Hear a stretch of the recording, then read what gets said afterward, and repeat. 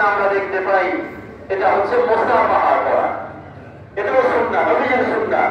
মুসাফাহা মানে এই হাতের তালুর সাথে তালু লাগানো। দুই হাতে আপনি একজনের সাথে একজন হাতের তালুর সাথে হাতের তালু লাগাবেন।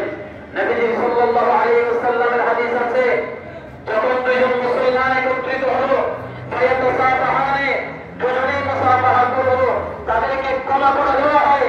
তারা ওই দুইজন যে একত্রিত হয়েছে, পৃথক হওয়ার আগেই আল্লাহ তাদের গুনাহগুলো মাফ করে দেন। সুবহানাল্লাহ।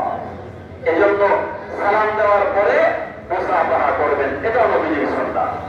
আরেকটা সুন্নাহ যেটা আমরা ঈদ কেন্দ্রিক দেখতে পাই, এটা হচ্ছে মুআনাকা। এই তিনটা সালাম, মুসাফাহা, মুআনাকা, তিনটার জন্য হাদিসের কিতাবের মধ্যে আলাদা আলাদা পরিচ্ছেদ আছে। অনেকগুলো হাদিস আছে এগুলোর ফজিলতের উপরে, নবীজির সুন্নাহ। এই সুন্নাহগুলো ঈদের মাধ্যমে যে পুনর্জীবিত হচ্ছে, এটা আমাদের জন্য বড় সৌভাগ্যের বিষয়। সুবহানাল্লাহ। এজন্য আমাদের আনন্দও হবে, ইবাদতও হবে।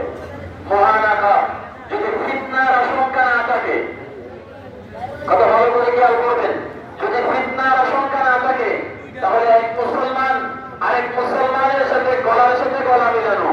মুআনাকা এটা অনুকূল থেকে ঘাড়, গলার সাথে গলা মিলানো।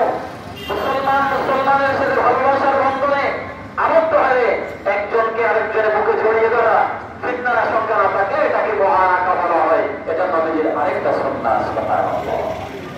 এই সুন্নাহগুলো এই ঈদ উল ফিতরের মাধ্যমে